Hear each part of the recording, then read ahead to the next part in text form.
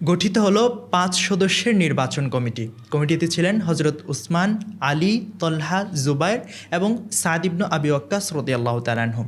তাদের দায়িত্ব ছিল ইসলামের দ্বিতীয় খলিফা হজরত উমর রাদিয়াল্লাহু তাআলা আনহুর ইন্তেকালের ৩ দিনের মধ্যে নতুন খলিফা নির্বাচন করা। আবু লুলুর ছুরিকাঘাতে মারাত্মকভাবে আহত হলেন ইসলামের দ্বিতীয় খলিফা হজরত উমর রাদিয়াল্লাহু তাআলা আনহু। তিনি বুঝতে পারলেন তার সময় ঘনিয়ে এসছে, তাই তিনি গঠন করে দিলেন এই কমিটি। কমিটির সর্বসম্মতিক্রমে ইসলামের তৃতীয় খলিফা হিসেবে নির্বাচিত হলেন আবু আমর উসমান ইবনে আফফান রাদিয়াল্লাহু তাআলা আনহু। আজকের আলোচনা এই মহান সাহাবী সম্পর্কে। ৫৭৩ কিংবা ৭৫ খ্রিস্টাব্দে জন্মগ্রহণ করেছিলেন তিনি। বাল্যকাল থেকেই ছিলেন অত্যন্ত পরিমিত স্বভাবের। জাহিলি যুগে যেখানে মানুষ নানা ধরনের পাপ কাজে লিপ্ত থাকত, তখন পর্যন্ত হযরত উসমান রাদিয়াল্লাহু তাআলা আনহু শরাব স্পর্শ করেননি। যুবক বয়সেই শুরু করেছিলেন ব্যবসা বাণিজ্য। অত্যধিক ধনসম্পদের মালিক হওয়ার কারণে তাকে গনি বা ধনী বলা হয়। ৬১৫ খ্রিস্টাব্দ মুসলমানদেরকে মক্কার কাফেরদের অত্যধিক নির্যাতন অতিষ্ঠ করে তুলেছিল। প্রিয়নবী সাল্লাল্লাহু আলাইহি ওয়াসাল্লামের পরামর্শক্রমে একদল সাহাবী প্রথমবারের মতো হিজরত করলেন আবিসিনিয়ায়। এই দলের মধ্যে হযরত উসমান রাদিয়াল্লাহু তাআলা আনহু ছিলেন। সে কারণে তাকে প্রথম হিজরতকারীর উপাধি দেওয়া হয়। কিন্তু তার পরপরেই মক্কার কাফেররা প্রচারণা শুরু করলো তারা মুসলমানদের সাথে সদ্ব্যবহার করবে। এই খবর শুনে হযরত উসমান রাদিয়াল্লাহু তাআলা আনহু আবিসিনিয়া থেকে আবার মক্কায় প্রত্যাবর্তন করলেন। মক্কায় ফিরে আসার পর তিনি দেখতে পেলেন অবস্থা আরও শোচনীয়। মক্কার কাফেররা মুসলমানদের উপরে দ্বিগুণ নির্যাতন শুরু করলো। ফলে ৬২২ খ্রিস্টাব্দে প্রিয়নবী সাল্লাল্লাহু আলাইহি ওয়াসাল্লাম সহ অন্যান্য সাহাবীদের সাথে তিনি মদিনায় হিজরত করলেন। আরবে এমনিতেই পানির সংকট। মুসলমানরা মক্কা থেকে মদিনায় হিজরত করার পরে দেখতে পেলেন সেখানে তীব্র পানির সংকট। বীরে রুমা নামক একটি মাত্র কূপ ছিল, যার মালিক ছিলেন একজন ইহুদি। তিনি মুসলমানদের পানির অভাব এবং তাদের দুরবস্থা দেখে পানির মূল্য অত্যন্ত বেশি নিতে শুরু করলেন। মুসলমানদের এত চড়া দামে পানি কেনার সামর্থ্য ছিল না। হযরত উসমান রাদিয়াল্লাহু তাআলা আনহু ১৮,০০০ দিরহাম দিয়ে সেই কূপটি কিনে মুসলমানদের জন্য উন্মুক্ত করে দিলেন। ৬২৮ খ্রিস্টাব্দ মক্কার সাহাবীগণ মাতৃভূমি ছেড়ে মদিনায় কাটিয়ে দিলেন প্রায় ৫টি বছর। দীর্ঘদিন মাতৃভূমি না দেখার আকুতি নবী সাল্লাল্লাহু আলাইহি ওয়াসাল্লামের কাছে তারা প্রকাশ করলেন। নবী সাল্লাল্লাহু আলাইহি ওয়াসাল্লাম সিদ্ধান্ত নিলেন এবছর উমরা পালন করা হবে। অত্যন্ত উৎসাহ উদ্দীপনা নিয়ে মহানবী সাল্লাল্লাহু আলাইহি ওয়াসাল্লামের সাথে উমরা পালনের উদ্দেশ্যে বেরিয়ে পড়লেন ১৪০০ সাহাবা। কিন্তু কাফেররা মুসলমানদেরকে উমরা পালনে বাধা দিল। হযরত উসমান রাদিয়াল্লাহু তাআলা আনহুকে মুসলমানদের পক্ষ থেকে পাঠানো হলো মক্কায় সন্ধি চুক্তি করার জন্য। হযরত উসমান মক্কা থেকে ফিরে আসতে দেরি হওয়ায় সাহাবায়ে কেরাম মনে করলেন কাফেররা হযরত উসমানকে শহীদ করেছে। তারা প্রতিজ্ঞাবদ্ধ হলেন আমরা উসমান হত্যার প্রতিশোধ না নিয়ে এখান থেকে ফিরে যাব না। রাসূল করিম সাল্লাল্লাহু আলাইহি ওয়াসাল্লামের হাতে হাত রেখে তারা বায়াত গ্রহণ করলেন। এই বায়াতকে বায়াতুশ শাজারা বা বায়াতুর রিদওয়ান বলা হয়। নবীজি সাল্লাল্লাহু আলাইহি ওয়াসাল্লাম অপর হাতটি সাহাবায়ে কেরামের হাতের উপরে রেখে বললেন হাদিহি ইয়াদু উসমানা, এটি উসমানের হাত। আল্লাহ রাব্বুল আলামিন এই দৃশ্য অত্যন্ত পছন্দ করলেন। রাব্বুল আলামিন ওহী নাজিল করলেন। বিসমিল্লাহির রহমানির রহিম। লাকাদ রাদিয়াল্লাহু আনিল মুমিনিনা ইয ইউবাইউনাকা তাহতাশ শাজারাতি।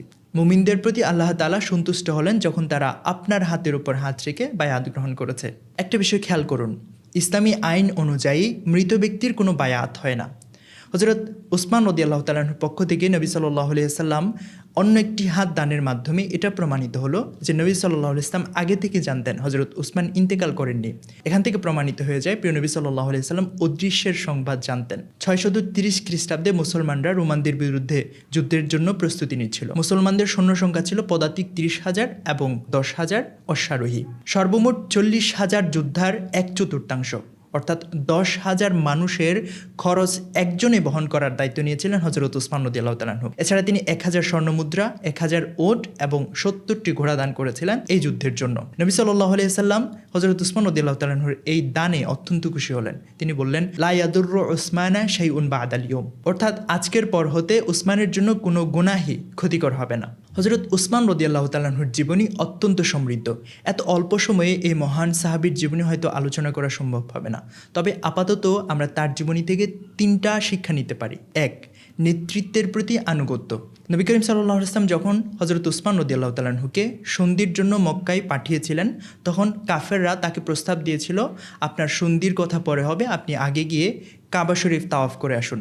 হযরত উসমান রাদিয়াল্লাহু তাআলা আনহু এই প্রস্তাব পেয়ে চিন্তা করলেন, যেখানে নবী সাল্লাল্লাহু আলাইহি সাল্লাম এখনও কাবা শরীফে আসতে পারেননি, সেখানে আমি কাবা শরীফ তাওয়াফ করা এটা আমার জন্য কখনো উচিত হবে না। এখান থেকে বোঝা যায় তিনি নেতৃত্বের প্রতি অর্থাৎ রাসূলুল্লাহ সাল্লাল্লাহু আলাইহি ওয়াসাল্লামের প্রতি অত্যন্ত শ্রদ্ধাশীল ছিলেন এবং অত্যন্ত অনুগত ছিলেন। 2 নম্বর হচ্ছে দানশীলতা।